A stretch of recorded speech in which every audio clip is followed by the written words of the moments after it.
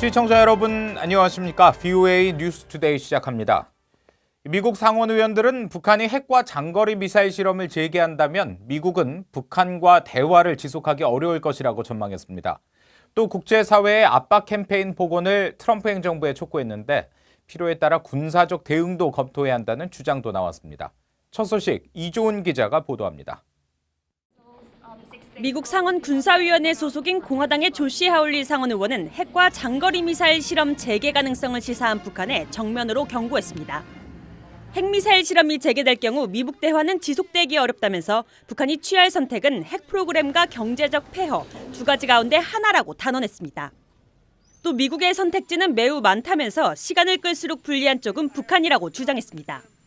North Korea should be more concerned than the United States. I mean, the United States has lots of options to isolate North Korea. We have a missile shield. We can build a bigger missile shield. It's North Korea is the one that's really in the box here. So they should consider that. 외교 군사위 소속인 민주당의 팀 케인 의원도 비핵화 협상에 의미 있는 진전이 없게 된 책임은 북한에 있다면서 트럼프 행정부는 다음 단계를 검토해야 한다고 밝혔습니다. They've tried different strategies, including backing off of military exercises. So they've been willing to take some steps to try to build trust with North Korea. Thus far, North Korea's done nothing. I don't blame the White House for that, though. I think that's all on North Korea's shoulders. 군사위 소속의 말사 맥살리 상원 의원은 강력한 대응을 촉구했습니다. 북한이 핵이나 대륙간 탄도미사일 같은 장거리 미사일 실험을 재개할 경우 미국은 모든 수단을 동원해 북한을 전방위로 압박해야 한다고 주장했습니다. Just like with other bad actors, we need to be using all elements of our national power, keep the sanctions pressure on, more diplomatic efforts in the region, and military deterrence as necessary. 일부 민주당 의원들은 북한을 고립시키는 미국의 능력이 약화됐다고 우려하면서 트럼프 대통령의 외교 정책을 비판했습니다.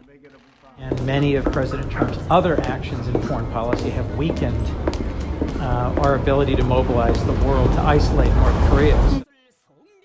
이런 가운데 팀 케인 의원은 미국이 검토 중인 다음 단계에 대한 대북 브리핑이 시급하지만 아직 백악관이나 행정부로부터 그런 계획을 전혀 전달받지 못했다고 지적했습니다. VOA 뉴스 이존입니다.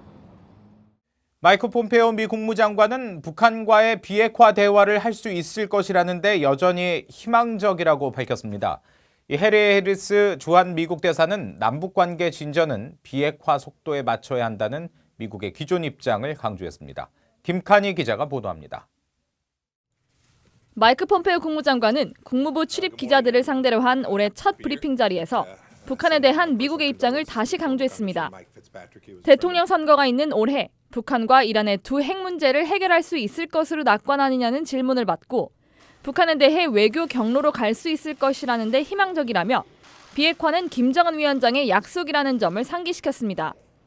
We still remain engaged and hopeful that we can have a conversation about how to get the denuclearization that Chairman Kim promised to President Trump back in 2018.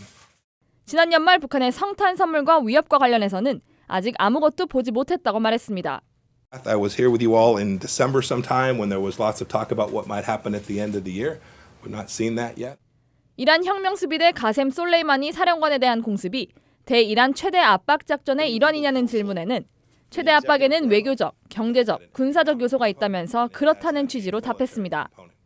이런 가운데 해리 해리스 주한 미국 대사는 한국 KBS와의 인터뷰에서 문재인 한국 대통령이 올해 남북 협력을 적극 모색하겠다고 밝힌 것과 관련한 질문을 받고 남북 관계의 성공이나 진전과 더불어 비핵화를 향한 진전을 보기 원하며 그것이 중요한 조건이라고 생각한다고 말했습니다. 문 대통령이 의지를 밝힌 김 위원장의 서울 답방과 DMZ 유네스코 세계유산 등 공동 등재 등에 대해서도 동맹국인 미국과의 협의를 강조했습니다. 해리스 대사는 이어 미북 간 협상의 문은 열려 있다면서도 새로운 전략 무기를 언급한 북한의 위협을 실질적이고 진지하게 받아들인다고 밝혔습니다. 북한의 ICBM 발사를 가정한 질문에는 미국은 준비돼 있어야 하고 필요하다면 오늘 밤이라도 싸울 준비가 돼 있다고 강조했습니다. VOA 뉴스 김칸입니다.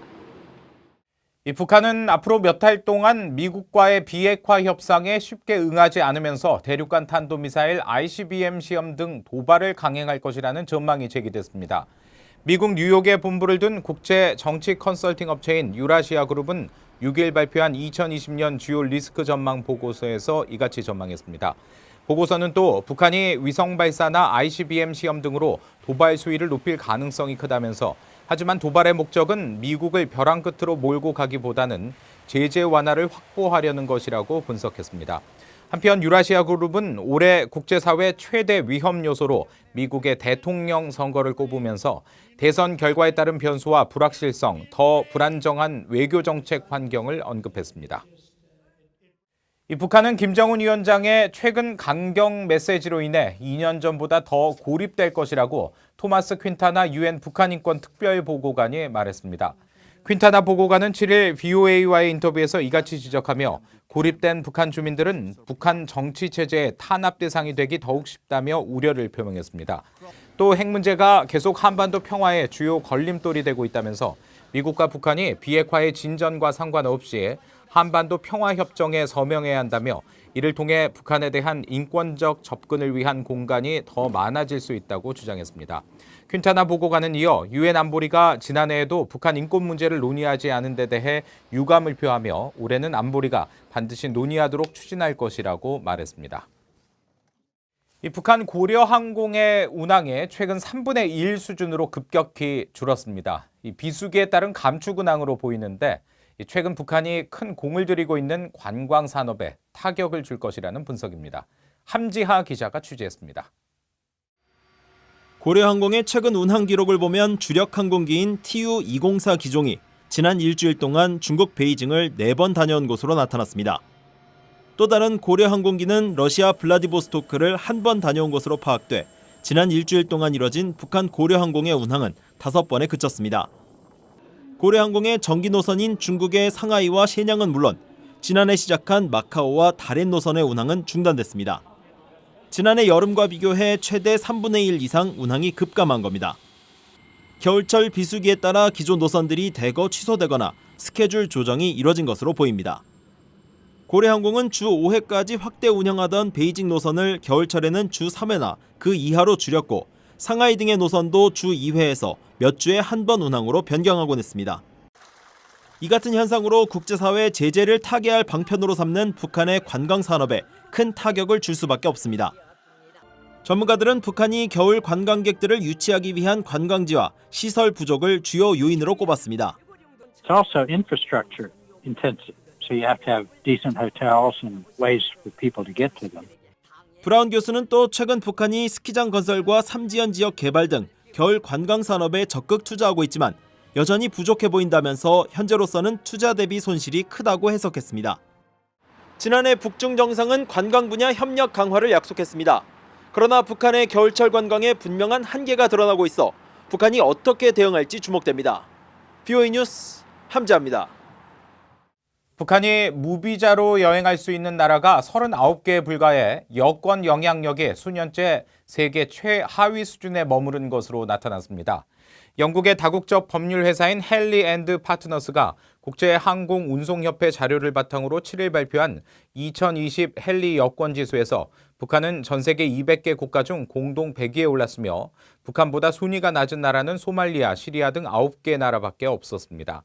북한 주민들이 무비자로 방문할 수 있거나 현지에 도착해서 바로 비자를 받을 수 있는 나라도 39개에 불과한 것으로 나타났으며 이에 따라 북한은 2017년 유엔 대북제재 시행 이후 3년 연속 100위를 기록하며 최하위권을 벗어나지 못했습니다.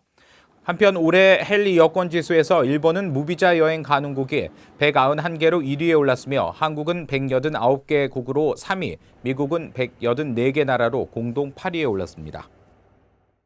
한반도 안보 관련 최대 민간단체인 주한미군 전우회가 한국전 발발 70주년을 맞아 미한동맹을 집중 조명한 첫 공식 개간지 한미동맹 전어를 6일 발간했습니다. 주한미군 전우회장을 맡고 있는 월터 샤프 전 사령관은 특집 기고에서 전시작전 통제권 전환과 관련해 한반도를 둘러싼 안보 조건들이 적절해지고 한국군이 관련 역량을 확보하는 대로 한국이 연합군을 지휘해야 한다고 밝혔습니다. 다만 전자권이 전환되더라도 한국군 대장이 사령관을, 미군 대장이 부사령관을 맡는다는 것 외에는 미한 정부 지침에 따라 운영되는 연합사의 현행 구조와 역할에 아무 변화가 없다는 점도 강조했습니다. 지난 2017년 창설된 주한미군 전후에는 1953년 정전협정 체결 이후 한국에 복무했거나 복무 중인 미한 양국의 현역 또는 예비역 장병이면 누구나 회원이 될 수 있습니다. VOA 뉴스투데이 마칩니다. 함께해 주신 여러분 고맙습니다.